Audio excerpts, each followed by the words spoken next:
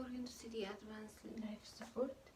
Here we have the part in which we are talking about no pulse, and when we have a pulse, mostly will be tachycardia.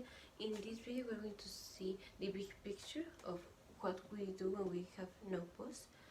In other videos we will talk specifically about each one of the causes and the causes of each one of these arrhythmias, and in another video we will do a junction of everything. But so first, when we have no pulse, what do we do? When we have no pulse, we basically have 4 arrhythmias to consider, or 4 rhythms to consider. One is pulseless electrical activity, in which the heart has electrical activity but is not pumping enough, that is, we don't see any pulse, so it's pulseless electrical activity. The asystole, here the heart has no electrical activity, and so on a EKG we will just see a line. Then we have ventricular fibrillation, fib, and ventricular tachycardia without pulse. So at the end, the issue is, first, we are going to give the defibrillator, and where don't. Defibrillator is the same as unsynchronized cardioversion. So for pulseless electrical activity and asystole, there is no need to give a cardioversion or something like that, because what are we going to do with that? Here the issue is that the heart is not pumping, so we need to do the compressions to pump again. So remember, the elbows need to be completely extended. We cannot do this, it needs to be like this. So these two are non-shockable rhythm, and these two are shockable rhythm. And the shock that we're going to give here is the unsynchronized cardioversion. So the unsynchronized cardioversion is unsynchronized because there is nothing to synchronize with.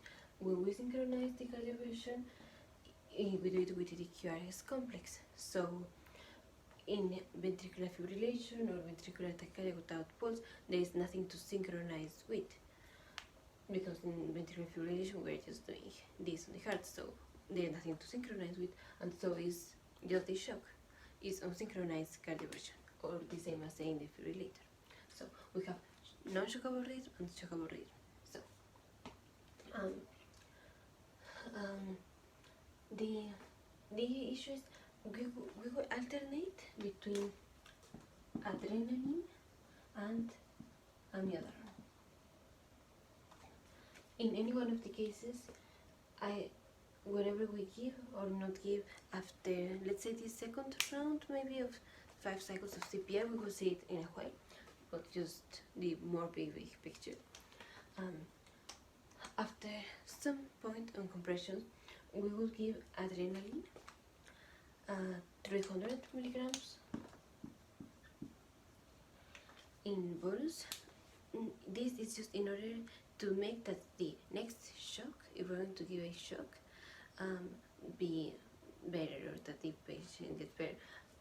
For the shockable rhythm. For the non-shockable rhythm, we're doing this because maybe the patient is,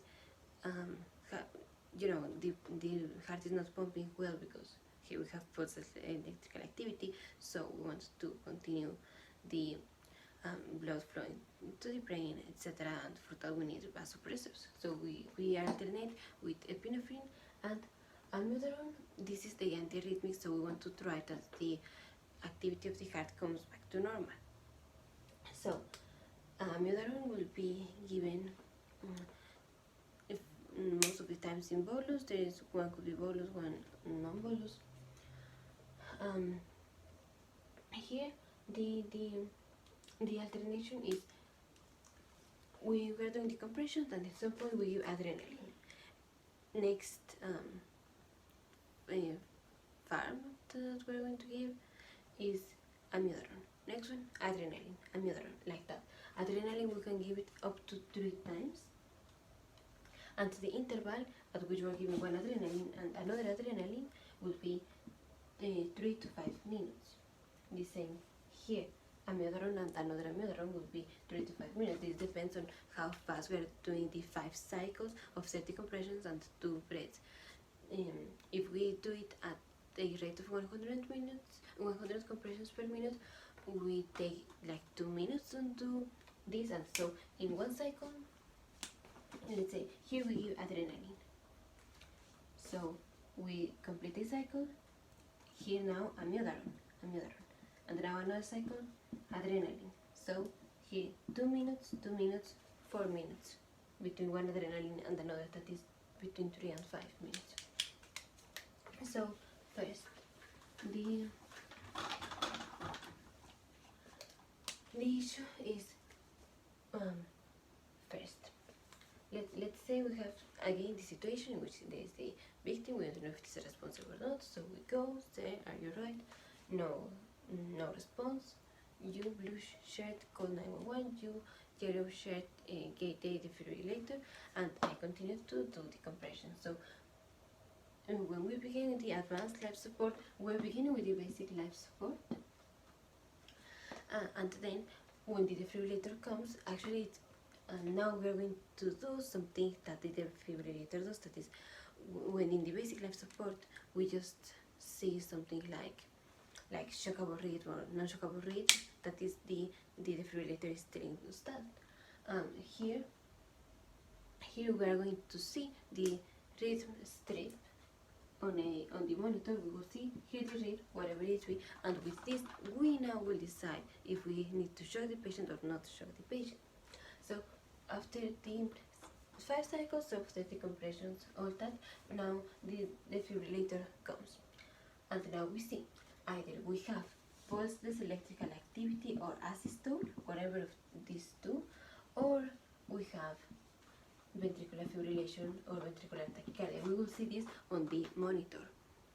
If we see any one of these two, we will not shock the patient, and we just resume immediately the 5 cycles of 30 compressions and 2 breaths.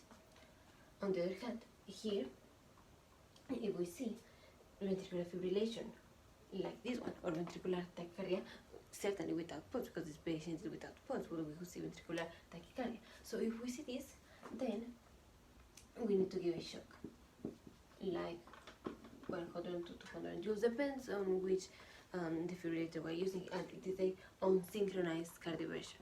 This is the same as defibrillator. We will give the shock and immediately continue. Immediately continue the 5 cycles of 30 compressions and 2 breaths. We check the rhythm here. Remember, we check now the rhythm again after completing these 5 cycles. Here, checking the rhythm.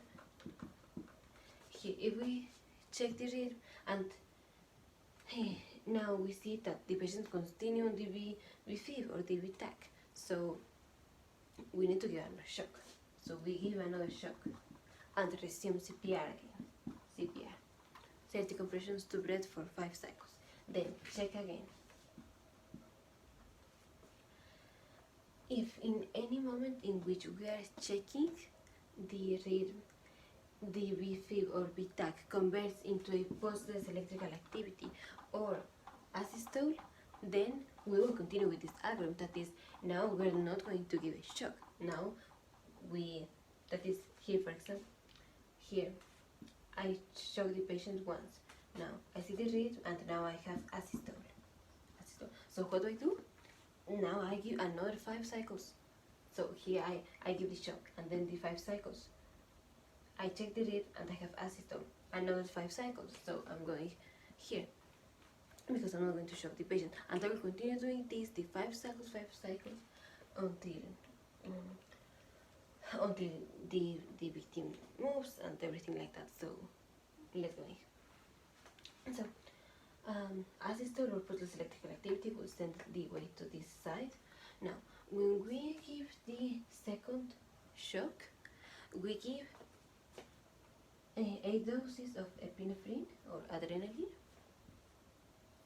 intravenous, in order to try that the next shock, in case that we need it, the next shock be better for the patient.